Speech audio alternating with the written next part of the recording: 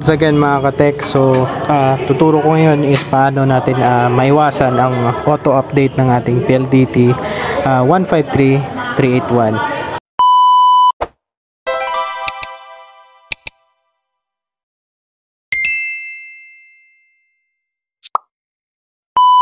Once again mga ka-tech, so tuturo ko ngayon is paano natin maiwasan ang auto-update ng ating PLDT 153381. So bakit ba natin iniiwasan yung ating auto-update? Actually, wala pa talagang proof no kung talagang effective ang disable ng ating auto-update, dahil parang sa mga cellphone iniiwasan natin na maging bago yung firmware, may mga bagong features, may mga debugging, mga applications or mga whatever na mga in-improve yung developer doon sa system, kaya may mga update. Sa case po ng ating 153381, hindi natin gusto na magkaroon ng update kasi kasi iniisip kasi natin kung once mag-update tayo, baka yun yung reason, baka nawawala yung mga promo na intended sa mga murang promos ng. So punta lang tayo dito sa ating interface.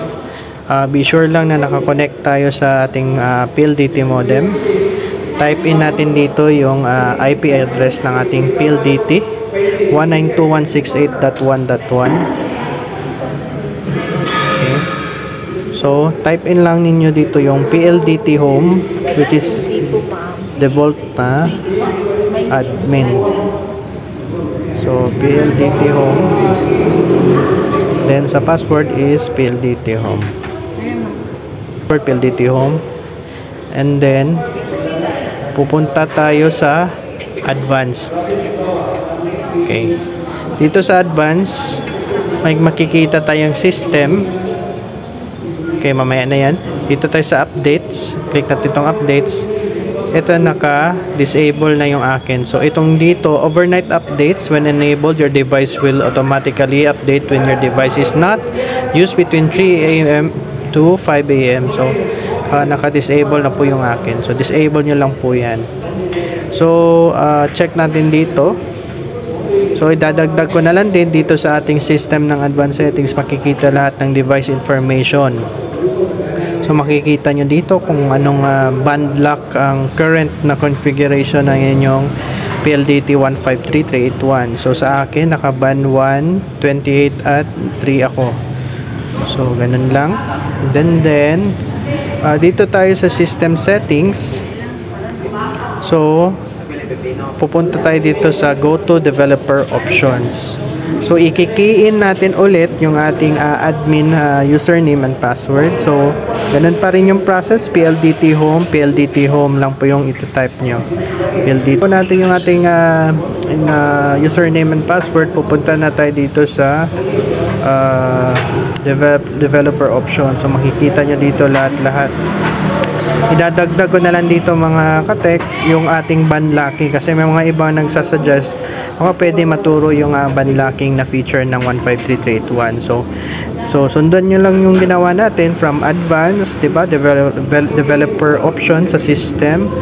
Type in PLDT home, then punta dito sa ating band selection. Nakikita nyo dito sa inyong upper left corner. So, band selection. So, yun lang. I-check nyo lang yung mga bands na applicable sa inyo. So, paano nyo ba malalaman anong mga band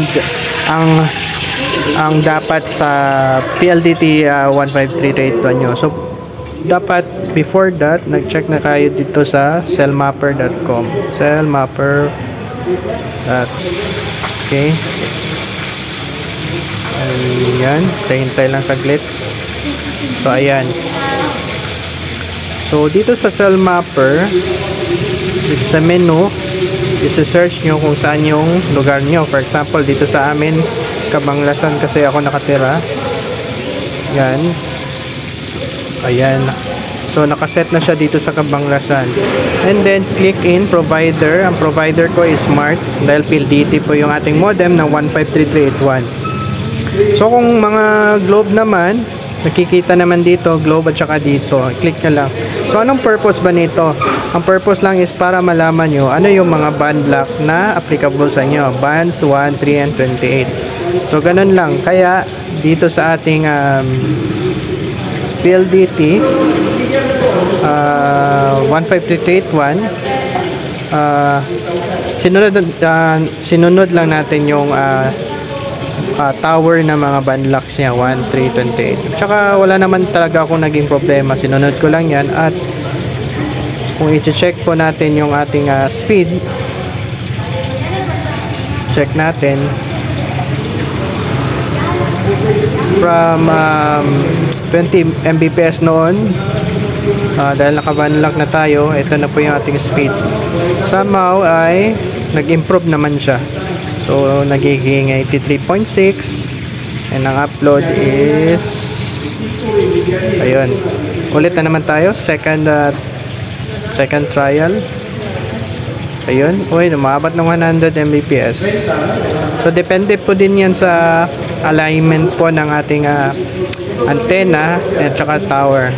So, baka magsasabi kayo, bakit sinabing antenna? Naka-modify po kasi yung 15381 natin.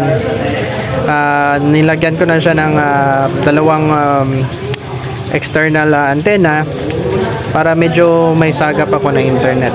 So, yun lang mga katek. Sana nakatulong, at please like and subscribe.